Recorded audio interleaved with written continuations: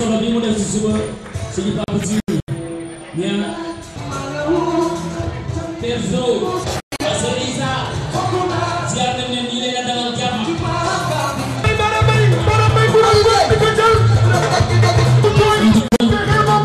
ñëwoon na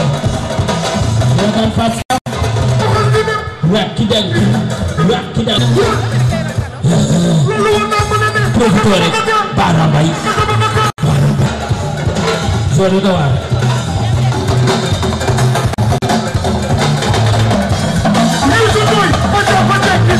Rakidan di Begin Town toute la jeunesse kon nag ñu ngi koy bégge bu baax seen mujjee na cloué def lu kenn deful dina jàppe man lu leen lu may ful sa ex bu ma ko jàppee changé xar kanamu rakal sa dama vrai album ngay am bi sorano kay seetaan te takk sa place spectacle lumière culture afro trap yëpp def hip def thème def egg passé di val de leen do man dere rappeur Galsen confirmation ce 30 délégation boobu am na solo jour J 5000 VIP ñu koy lekk ba suur 18h dal le spectacle de tableau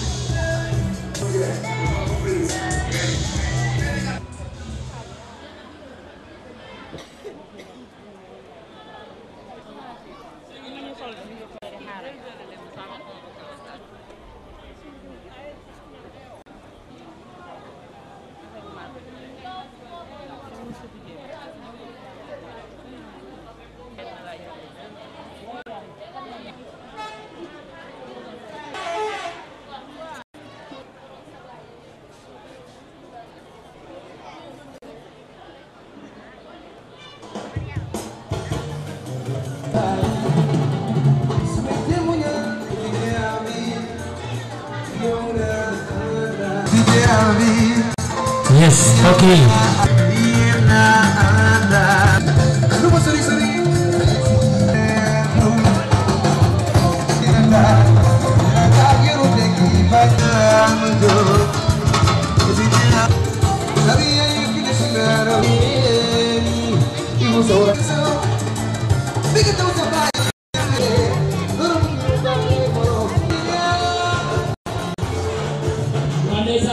bu xew amee dañ koy yàq ba mu baax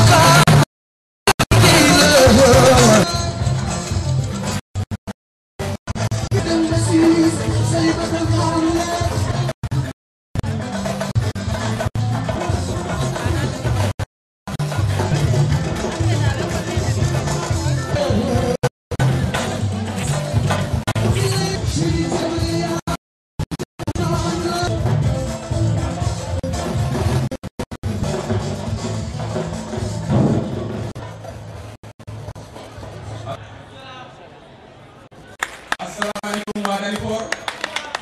yow waa Guédiawaye asalaamaaleykum waa Cambérène fédération de Ndakaaru ne dañu bëgg suqali askan wi jaaral ko ci xale yu ndaw yi jaaral ko ci jigéen ñi jaaral ko ci naaj yi borom kër yi jaaral ko ci mag ñi jaaral ko ci aade tubaab yi bëggee mu sotti il faut ñu def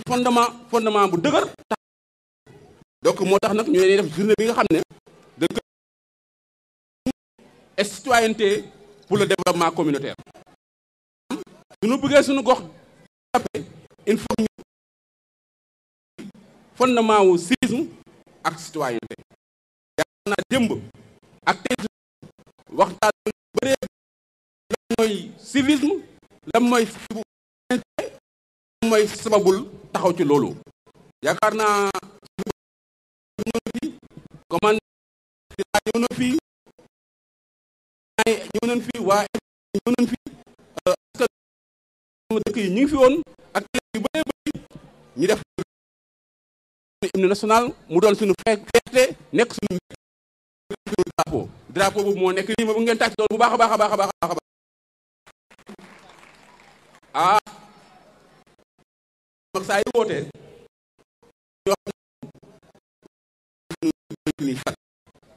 mën da koy wax souvent sargal sigil jigéen ñi waaye sargal saa su nekk bu baax encore jigéen ñi loolu bu baax a baax a baax a baax su mu ne ñi dafa fekk ay taxaw ci bu baax a baax na ko ci bu yor baax a baax a baax ñu tàcc avec yi les associations villageoises d'épargne et de crédit jigéen fii yëpp ñu ëpp ci ñoom ay membre ñu leen gërëm wala suñu mbokk sébi kotaan yi ñu wax dale am ñoom ñu ngi jógee ba sébi ñoo nekk ci ndaje bi di gërëm di leen sant ndaje tey bi ñu ngi xaar ñu gënnugul école jigéen yi Yoff yi parce que jigéen yi war na Yoff am nañ fi daanaka ñeent fukk ak ëpp femme ak ñun kon kat war na ñu teral seen gan yi yàlla dogal na nag tey dañoo am benn gan wala ay gan yu am solo ñëw na ñu ngi fi bureau APEC waaye nag ñu jiite mooy suñu ministre Abdoulaye Diouf di maire de Yoff bu ngeen tàcc ko bu baax a baax a baax waaw ñu ànd seeg nag mu nar see ànd doomu ndey di ministre de la jeunesse de la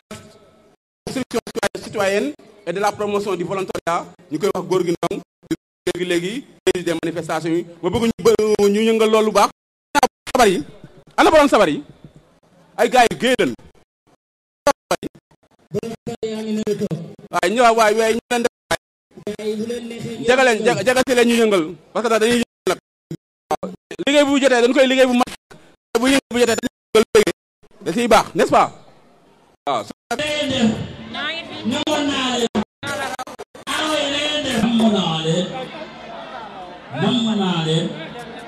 waa ndeysaan dañuy soog a ñëw dañ jaare jas moo tax ñuy soog a ñëw jas nañ jaare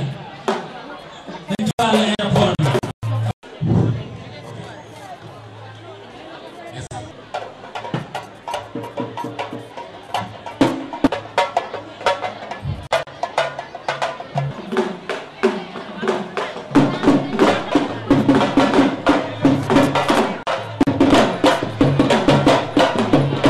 yàlla leen yàlla la fay ca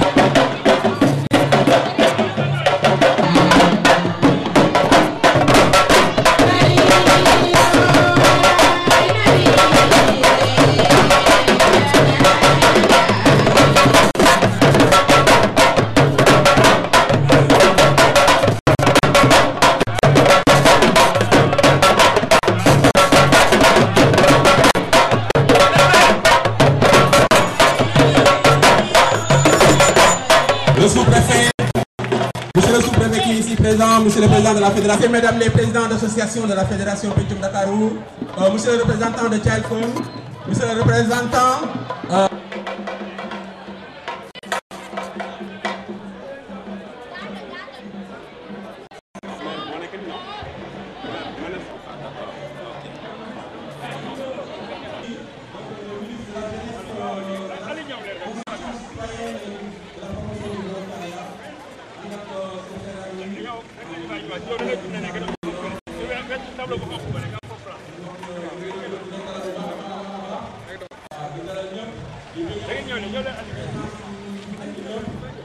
citoyenneté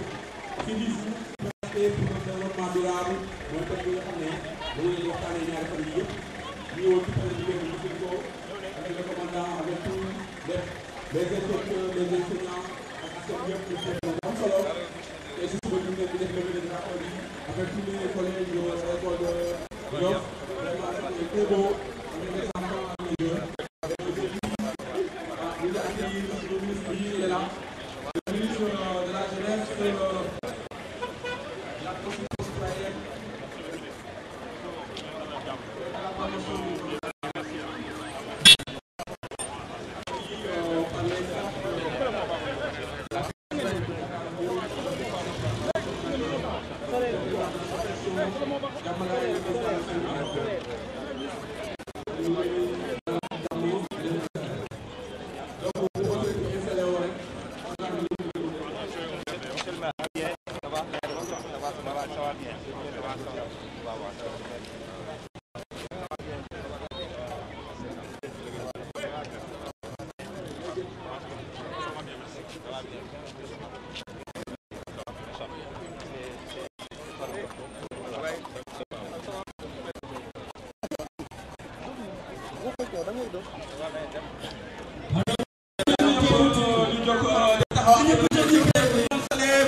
Monsieur le ministre de la jeunesse,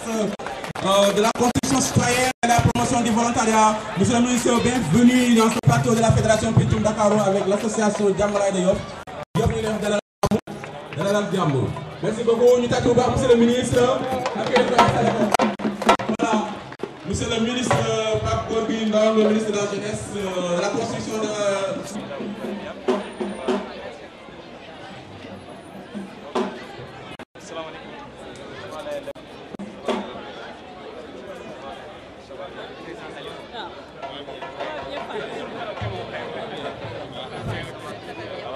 waa ndeysaan groupe Dóora bi nañu noonu su ko defee ngeen tàmbali rek daal di nuyoo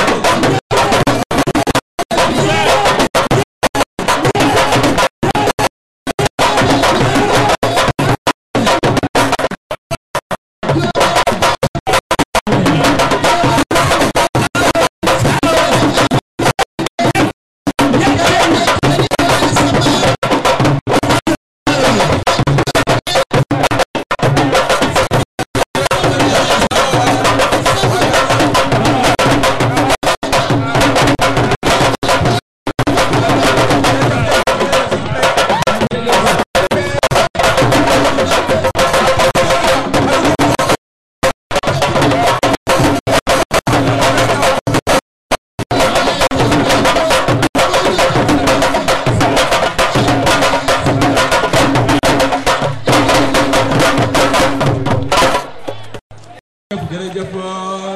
Magu Demba bi. dañu waxoon boo ñëwee rek li Yoff am di aadam di cosaanam ñu accueillir ci loolu. waaw di la souhaiter la bienvenue ak toutes les délégations yi nga xam ne teew nañ fi. kon boog dañuy jublu ci mbir mi. kon commencé rek dañuy ñaan mbokk dëkk bi ni ñu ko daan defee rek balaa ñuy tàmbale di defal ñu ñaan kenn ci mbagu dëkk bi imam mu defal ñaan ñu tàmbale mbir mi bismillah.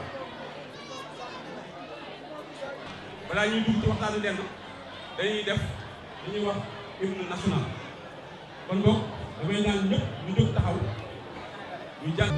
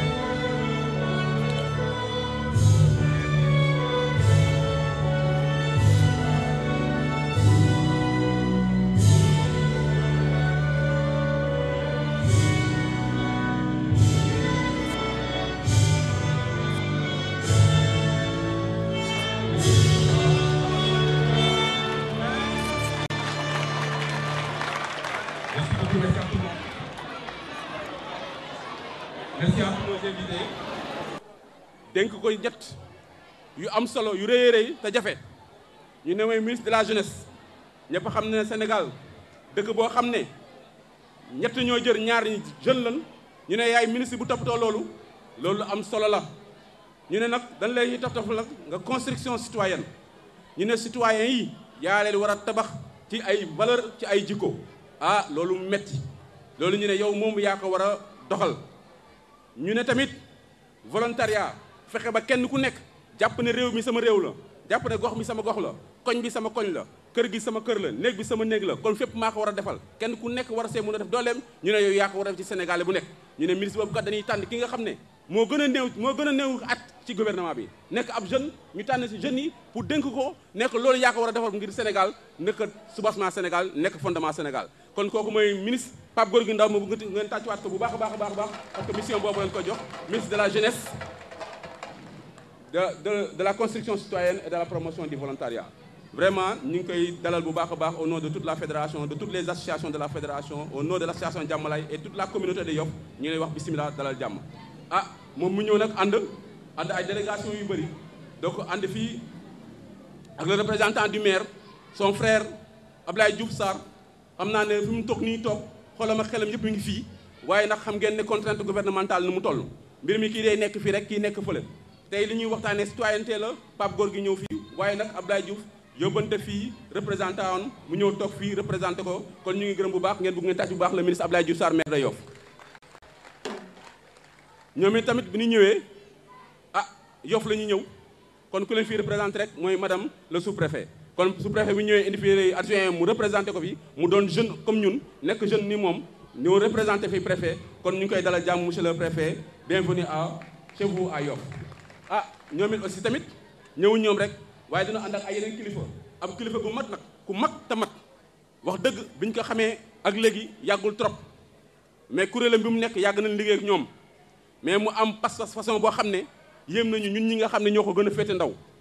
mii kooku mooy kan le directeur du service civique national service civique national nag mooy kuréel bi nga xam ne état da ko fi teg pour lépp li jëm ci civisme citoyenneté construction citoyenne ñu doxal ko ministre bi tànn ko def ko fa ànd ak moom di liggéey mu nekk ku am sawarte di commandant Sylla nekk ak ñun ñu bëgg ñu tàcc ko bu baax a baax a baax a baax a baax le commandant Sylla il est là ngeen fàttali ko monsieur le commandant mon commandant merci merci sànq rek manager daf ma woo déeme ne ma soo tamee vraiment na nga remercier commandant bu baax a baax a baax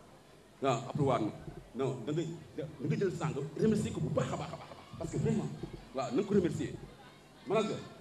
commandant dégg na la xam na ne sa xol sa xel vraiment vous remercie énormément parce que ñu jàppee mais vraiment merci commandant merci mon commandant monsieur le ministre commandant bi daal waaye waaw suñ ko waxee nag lu ñu dund la parce que ça fait 85 ba léegi ñu ngi yëngu ci mbir yi mais gis nañ taxawaayam vraiment depuis ce matin depuis hier avant-hier chaque jour il est avec nous merci mon commandant. ñu ànd tamit ak ñoom kii nga xam ne nag fédération bi liggéey day liggéey ak ay partenaire bi nga xam ne moo koy dooleel di ko jox yenn lenn ci koppar pour mu mun a liggéey ñu ànd ak ñoom di liggéey ànd ak ñoom ci projet ak programme yi ñu koy wax Child Fund international mu am Child Fund Sénégal ki leen représenté mooy fii monsieur Ndiaye moom nag seen dëkkandoo la waa Yoff la bokk ci staff management maanaam ci juróom ñi nga xam ne lañu dégg fédération Child Fund Sénégal ñu intervenir daanaka ci 14 régions yëpp moom mu bokk ci dëkk fii ci commune Yoff directeur bi mi ngi Kolda ne ko naan na nga fexe tout nga ñëw teewal fii fédération Child Fund Sénégal kon monsieur Ndiaye ñu ngi lay bienvenue dans la place mu ànd ak koo xam ne tamit sunu jigéen la sunu yaay la sunu tante la sunu xarit la waaye sunu partenaire bu am solo mais l'inspectrice de l'éducation et de la formation de l'IEF de Yoff des Almadies vraiment madame l'inspectrice bienvenue dalal jàmm ñu ngi lay gërëm di la sant moom it nag nekk sunu partenaire bu yaatu waaw partenaire bu xam ne day jàppale bu baax a baax lépp luy jëm ci xale yi rawatina ñuy taxawal gouvernement scolaire yi defal civisme et citoyenneté dans les écoles programme de renforcement yi def ci école yëpp mu yombal ñu ko gunge ñu accompagner ñu ci petite enfance ci jeunes yi ci xale yi ci lycée yi kon ñu ngi koy gërëm di ko sant bu baax a baax madame l'inspectrice bienvenue dans la famille ñu ànd seeg nag kilifa dëkk bi xëy na ci ñoom la ñu waroon commencé waaw moo doon yoon sax nii wala xam nga léeg-léeg sox da lay yóbbu ci ñëw ba bi fii di Yoff ñu ne jël micro bi di wax te ñun ñu ngi dëkk ba ci banlieue ba fële ca Dalifort waaye président ne ñu da nga ñëw dal fexe indi ci sa contribution moo tax léeg-léeg ñu juum waaye xam na ne suñu waroon bi Yoff moom da nga waroon commencé sa cosaan la ci fondement ba mi kilifa yi nga xam ne ñoo fi nekk représenté fi Jaraaf représenté fi Jéy Jiiraw représenté fi aada ak cosaanu Yoff fii dëkku aada la dëkku cosaan la dëkku valeur la kon kilifa yi yëpp ñu ngi leen jox seen wàccuwaay di leen wax bienvenue dal leen jàmm ci li ngeen moom yaatal ñu fi jërë ngeen jëf am na koo xam ne mën nañu ko bañ a présenté sax waaye ñu ko ñàkk présenté ndax moom mbir mi muy fédération Pencum Dakar fédération Pencum Dakar nag ñi nga xam yaakaar naa wax nañu ko fi nekk dañu nekk Yoff nekk Cambérène nekk Guédiawaye nekk Pikine dans la commune de Dalifort nekk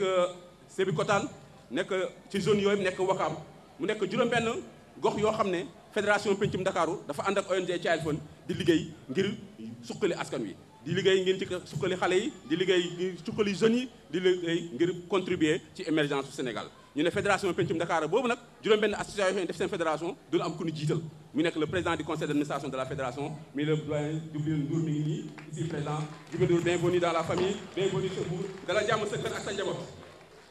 waaye nag fédération ni ñu koy defee rek saa su ne fépp ñuy dem rek day dem suñuy kër tey nag kër bi ñu nekk dafa am mbootaay boo xam ne moo ñu dalal ñu koy wax jàmmalaay 1345 soo leen dégg nag association yi suñuy wax toujours dañ ciy def benn numéro informatique a tax ku nekk da nga am code jàmmalaay association jàmmalaay de Yoff mooy 1345 moom mooy recevoir association jàmmalaay yi ku ko jiite xam ngeen ko mu nekk un grand intellectuel un docteur koo xam ne waaw mën na prétendre lu ko neex mais mu ne leen rek ko ñor mooy Yoff leen rek ko mooy ñor muy développement Yoff leen rek ko ñor mooy ndaw Yoff yi ëllëg ñu nekk ay modèle nekk ñoo xam ne dañuy ràññee Sénégal yëpp leen rek ko ñor mooy jàmm ak salaam demal nga diggante bi aada ak cosaan bii nekk Yoff mu nekk loo xam ne dañ koy dëgëral bu noppi di ko exporter parce que Yoff aujourd'hui exporte la culture exporte l'environnement exporte l'écologie à travers une organisation qui s'appelle l'APEXI le président de l'administrateur de l'APEXI moom mooy président du conseil d'administration de l'association Jàmmalaay de Yoff muy docteur Omar Ngale Diène pour ngeen tàcc bu baax a baax merci bienvenue chez toi bienvenue dans ta chambre bienvenue chez vous moom moo ñu dalal ñu koy gërëm di ko sant bu baax mu def ci engagement bu rëy a rëy nag engagement bu rëy a rëy bi ñu ko waxee mu ne loolu de moom lu ñuy neex la dalal Pencum Dakar kon jërë ngeen jëf waaye nag monsieur le ministre dana am ay gan suñu jigéen ñi elles sont partout avec nous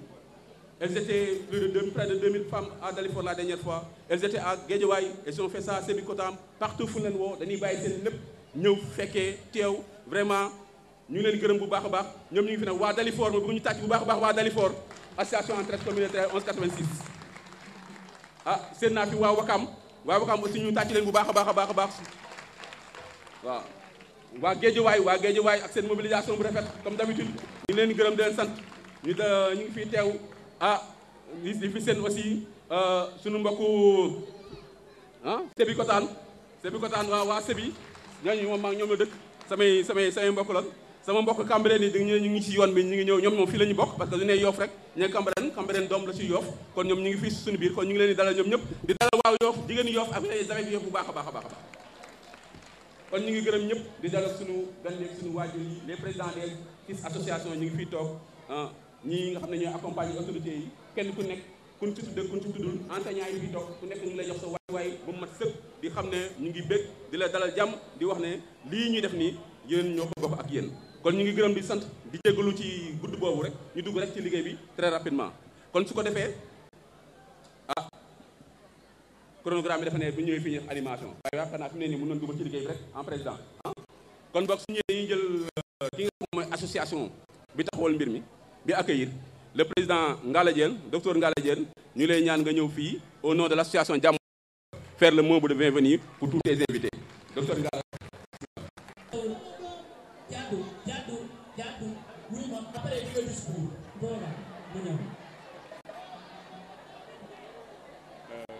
Asalaamaaleykum mbooloo mi. Monsieur le ministre de la Jeunesse, de l'Emploi et de la Construction citoyenne. Monsieur le représentant de Madame le sous-préfet de l'arrondissement des Almadies. Monsieur l'adjoint au maire de Yoff et les conseillers municipaux. Messieurs les autorités coutumières et religieuses de Yoff. Mon commandant Sylla du service civique national. Madame l'inspectrice de l'UEF des Almadies et mesdames, messieurs les enseignants. Messieurs les présidents et les membres des associations membres de la Fédération Pencum Ndakaaru. Mesdames, Messieurs, les membres des organisations partenaires, Mesdames les présidentes et membres des AVEC, Association villageoise d'épargne et de crédit, chers invités, ñoo ngi fii tey palaasu Pencum Yoff nar fi waxtaane loo xam ne dafa jëm ci wàllu civisme ak citoyenneté bi nga xamante ne fédération Pencum Ndakaaru fas yéene ne ñëw fii ci Yoff pour war fi waxtaanee thème citoyenneté ak civisme dafa mel ni mënul woon am site bu gën a baax site Yoff lu waral loolu dañu nekk ci dëkk boo xam ne bi ñu ko sancee ak léegi ëpp na ay siècle yu bari mu nekk ci dynamique boo xam ne bi dafa nekk di changer jóge ci village jëm ci ville am ay comportement yu bari yoo xam ne jamono yi ñu nekk woon ci village mënoon ko nangu waaye fi ñu toll nekk ci ville nekk commune de plein exercice dafa am comportement yoo xam ne yi bu ñu ko fas yéene contenu daf ñuy lor mu nekk ay acte d'incivisme yoo xam ne yi dañ koy gis bés bu yàlla ak fii ci Yoff benn ci boobu mooy danañu faral di gis ay doomu aadama yu bari ci ñun di jël gravaay yi di ko sànni ci mbedd mi wala ñu koy yóbbu fële ci géej di ko def ci plage bi danañu faral di gis ñenn ci ñun ñu am seen fosse bu feesee ñu gas mbedd mi di ko ci vider danañu gis ñenn ci ñun bu ñu amee ay cantine wala ay table di jaay ci kaw fa ñun ñi waroon jaar bu ko defee ñi di jaar ci kaw tali bi danañu gis ku fekk kër goo xam ne gi yeggul nga def dépotoir di fa sànni mbalit danañu gis canal bu mel nii canal bii jaar fii ci tali bi nga xam ne ndoxu taw la ko yóbbu géej am ñu ciy def ay branchement clandestin seen fosse ak seen ndox yu salte yépp mu siy dem di tàbbi ci géej gi dana am ñenn ci ñun danañu faral di organiser ay manifestations yoo xam ne yi dafay am pollution sonore su nit ñi liggéeyee ba wàcc kenn du mën noppalu moo xam ay jàng la moo xam ay sabar la moo xam ay simba la ak xeeti cérémonie yu ni mel danañu gis ñoo xam ne suñu waree modifier seen kër danañ ciy profité di jël ci mbedd mi loo xam ne moomuñu ko di ko boole seen kër mbedd mi gën xat nga xam ne bu amee incendie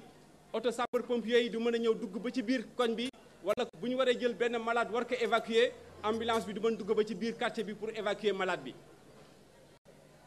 am na ñu bari ñoo xam ne si ñun bu ñu amee seen kër mu xat ñu ne dañuy yar ay xar dañuy mujj jël mbedd mi defar fa seen mbaaru xar te mbedd mi du pour loolu.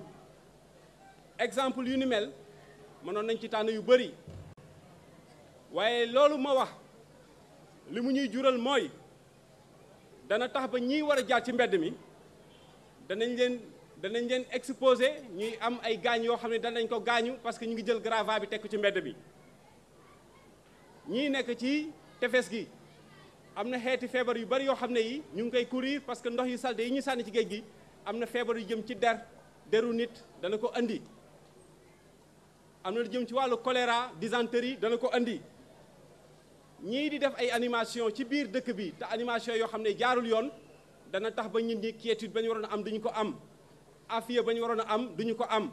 xale yi waroon jàng seen leçon wala teel tëdd pour mën a jàngi duñu ko man parce que am na ku fay organiser ay simba wala ay xew yoo xam ne yi dara réglementaire ci. voie publique bi encombrement bi ci am ñëpp xam nañ ko. trottoir bii ñun ñi waroon jaar dañuy mujj jaar ci kaw tali bi xale yi suñu jàngi jee ba wàcc duñ mën jaar ci trottoir bi ci kaw tali bi la ñuy jaar su ko defee oto yi mën leen fiir. yàggul dara am na benn élève bu accidenté fële ci lycée bu Yoff dañu ko fiir ci kaw tali bi parce que tout simplement fa mu waroon jaar dañ fa teg ay yoo xam ne du yoon ñu ko fay teg.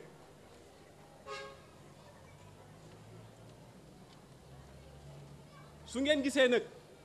lu ni mel association Jàmmalaay Yoff nekk ci biir fédération Pencum Ndakaaru mënu ko tënk xam lu dafa fekk ni lii ñu tax a jóg daf ci am ay objectifs yoo xam ne résultat yam ñu war a jural mooy xale yi am ba juróomi at dañu bëgg ñu nekk xale yoo xam ne yi dañuy wér mais ñu nekk en sécurité morale et physique. xale yi nga xam ne seen at dafa nekk ci diggante juróom benn ak fukki at ak ñeent dañu bëgg ñu nekk ay xale yoo xam ne dañuy jàng ba pare gëm seen bopp. xale yi nekk diggante 15 ba 24 ans dañu bëgg ñu nekk ñoo xam ne ñi dañuy qualifié xam métier mais ñu mën leen impliqué dans la vie citoyenne. li ñu bëgg ñun Yoff association Jàmmalaay Yoff ba tax ñu nangul Pencum Ndakaaru ak autorités yi ñu àndal partenaires yi ñëw toog fii di liggéey ak ñoom c'est parce que dañu xam ne lii dafay nekk prétexte pour que ñu gën a yee askan wi ci li nga xamante ne alors moom moo nekk lii ñu war a permettre objectif yi nga xam ne résultats yi ma énuméré tout à l'heure ñu mën ko am. waaye nag bu ñu waxee lii nga xam ne doxul wax la mu ñuy jural ci ay jàngoro day baax ñu seet ñi nga xam ne ñu ngiy def lu baax ñu fesal ko.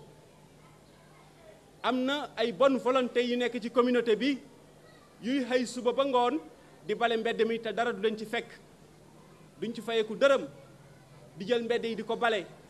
am na ñu bari ñoo xam ne léeg-léeg ñu fekk embouteillage am ci circulation bi spontanément ñu taxaw aider automobilistes yi fexe ba foofu mel na mu war a mel. donc suñu ŋàññee li nga xam ne doxul dafay jekk nag ñi nga xam ne ñoo ngi def lu baax ñu fesal seen jëf wax leen gàcci ngaalaama. képp kuy def lu baax na nga xam ne ñun association Jàmmalaay Yoff nga xam ne xale yi toll diggante 0 ak 24 ans te ñu toll ci 800 et quelques filles au niveau de Yoff bokk ci fédération Pencum Ndakaaru na nga jàpp ne ñu ngi lay wax jaajëf parce que li ngay def ñun xam nañu njariñam te méngoo na ak suñuy objectif. mbooloo mi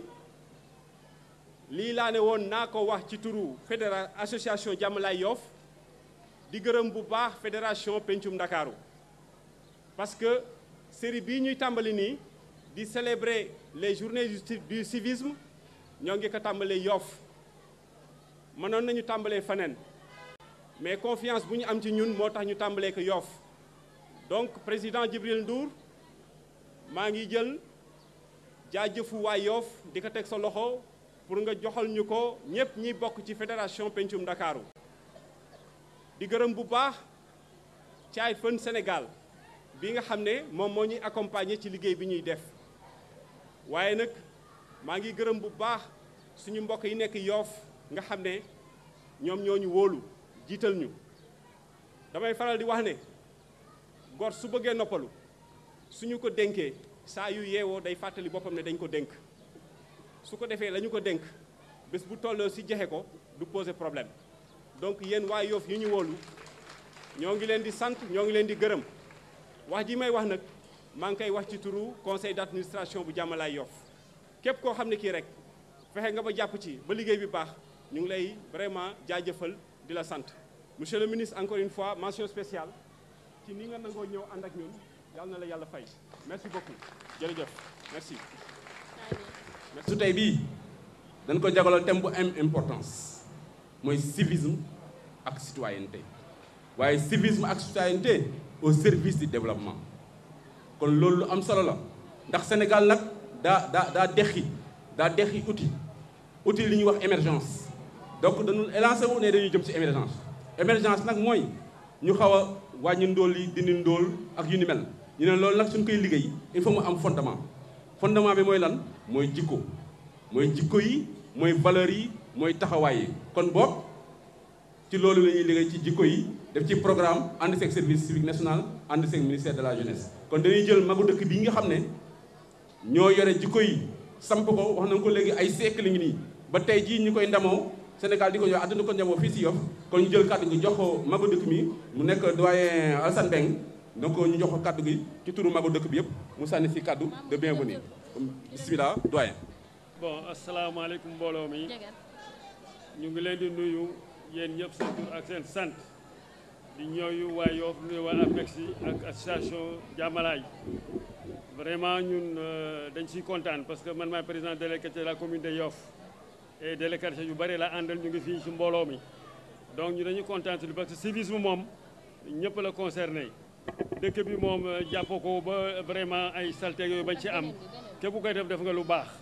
ñun nag vraiment am li suñu wax du ci gudd parce que dañuy kontaan di ñaan yàlla mi xam ne moo leen di jàppale leen ba li ngeen di doxal ci dëkk bi ngeen di ko doxal bu baax a baax parce que civisme moom moo yor dëkk te seetlu naa ne dëkk bi aussi comme président kii As Dieng wax na ko bari na trop yoo xamante war nañu ko seetaat salte bi si mbedd yi ñi toog seen kër yi ñi def li kenn xamul loolu war nañu ko seetaat xamee ne vraiment dëkk bi ñoo ko bokk mbedd mi ñëpp a ko bokk mais ku laal mbedd ñu ne mbeddu bóor mooy kan mooy ñun waaye ku si nekk na nga foog nag loo def am nga sa droit parce que mbeddu bóor la mbeddu mu ne ñu ñoo ko moom nañu setal di def lu baax di wax lu baax wasalaam ngeen baal maax de l'emploi et de la construction citoyenne, Monsieur le sous-préfet des Almadies, Monsieur le maire de la commune de Yoff, Madame l'inspectrice de l'éducation et de la formation de l'IEF des Almadies, chers enseignants et directeurs des écoles partenaires, Messieurs et Mesdames les membres du conseil d'administration de la Fédération Pencum Dakarou, Monsieur le manager de la Fédération Pencum Dakarou et son staff, chers jeunes, chers enfants, honorables invités, Mesdames, Messieurs, votre mobilisation pour le panel organisé hier et celle d'aujourd'hui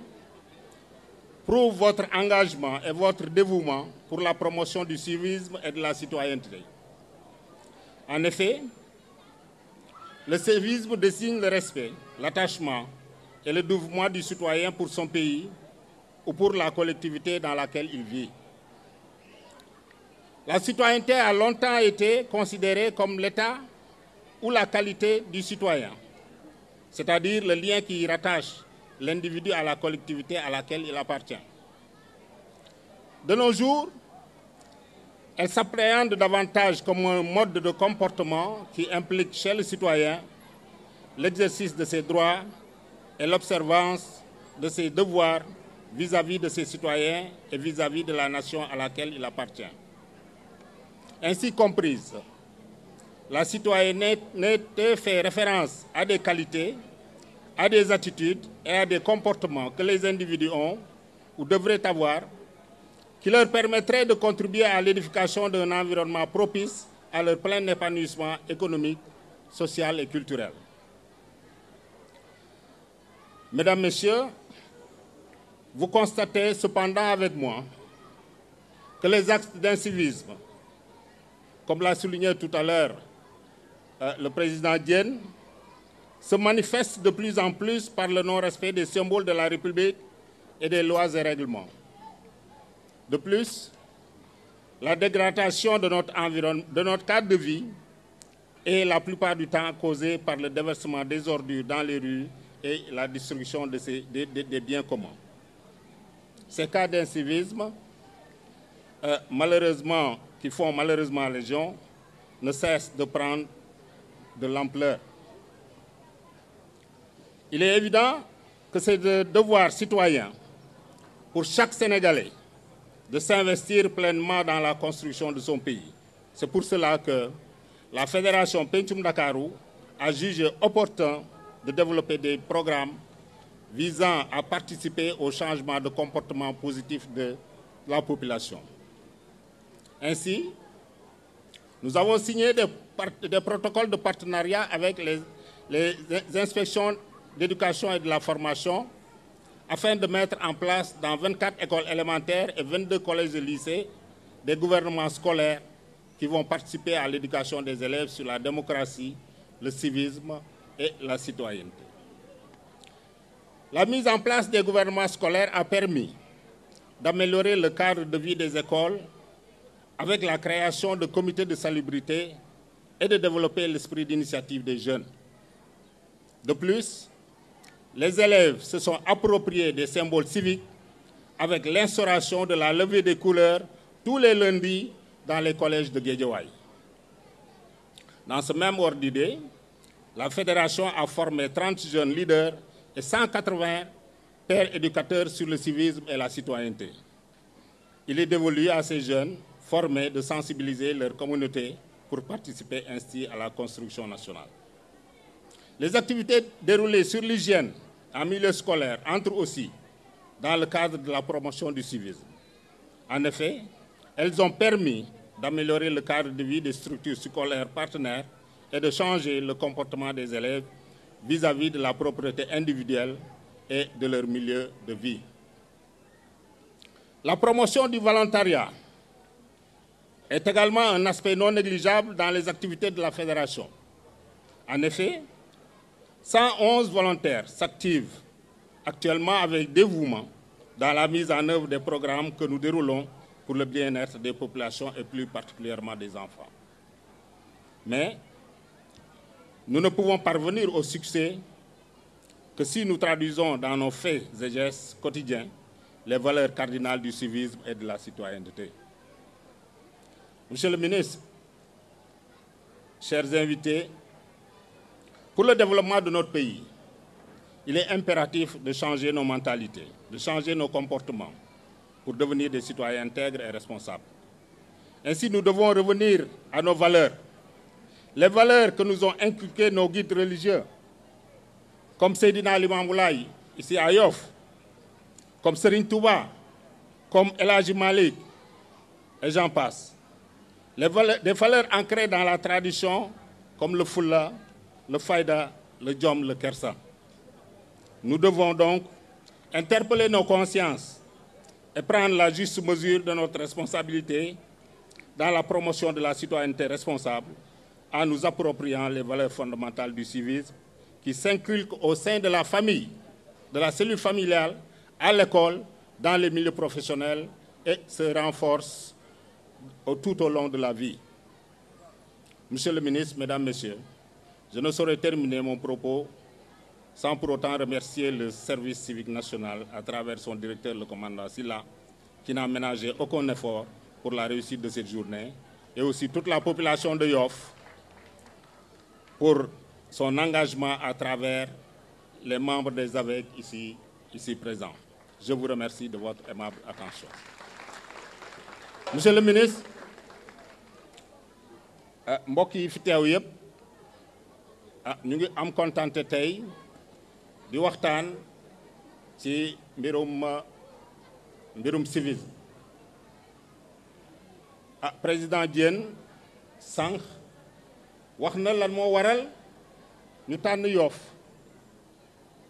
ndax Yoff gis nañ fi ay comportement yoo xamante ne jar na ñu woote waxtaan waaye gis nañ fi aussi ay exemple de comportement yoo xamante ne ni ay royukaay la ci fànn boobu mais li xew Yoff moom moo xew feneen ci dëkk yëpp ci Sénégal de telle sorte que lu mel nii war nañ ko organiser ci bépp dëkk ci Sénégal waaye Yoff dañ fi am yaakaar bu rëy bu ñu defee choix bi ñu waxtaanee ba ñu ne ren fii lañ koy organiser franchement dafa am lu ko motiver parce que dañ cee am yaakaar bu rëy ndax Yoff monsieur le ministre mu ma koy wax sànq vraiment y a une richesse culturelle mais Yoff aussi dañu accroché wu ci ay tradition te tradition yi comme les valeurs citoyennes yi nga xamante ne ni moom la ñuy prôné du lenn lu dul defar un bon citoyen sénégalais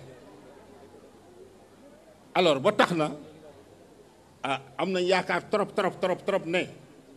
bu ñu génnee ci xeetu waxtaan yi vraiment amul sikki sàkk ne dinañ am résultat bu baax vraiment ci wàllu citoyenneté fii ci goxu Yoff yaakaar bi nag li ko gën a fondé mooy suñu liggéey bi dañ ci am ànd ak ay partenaires yoo xamante ne seen engagement bi mais vraiment dafa jéggi dayoo muy le service civique national monsieur Sylla vraiment ñu ngi koy gërëm di ko sant vraiment ma bëggoon encore une fois Issa wax na ko le manager mais vraiment mënuñu ko fay ñu ngi leen di demander vraiment ngeen tàccul ñu ko bu baax a baax a baax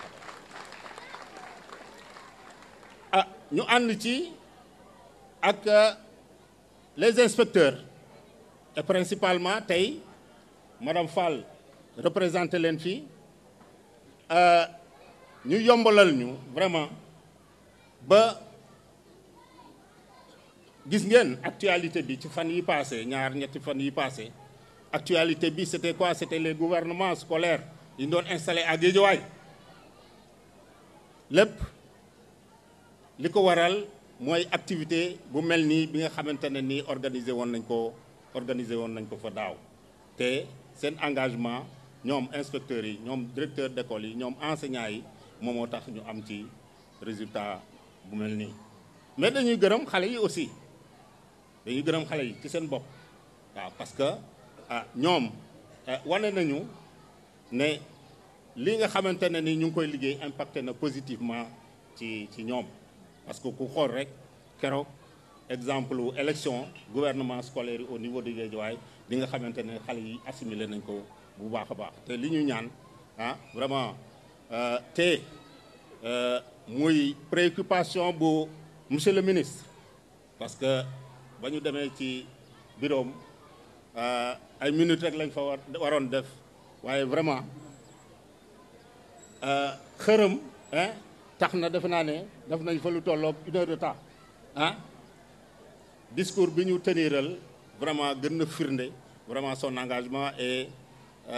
il a accepté aussitôt ne dafay ñëw présider vraiment cette rencontre aujourd'hui monsieur le ministre ñu ngi lay gërëm bu baax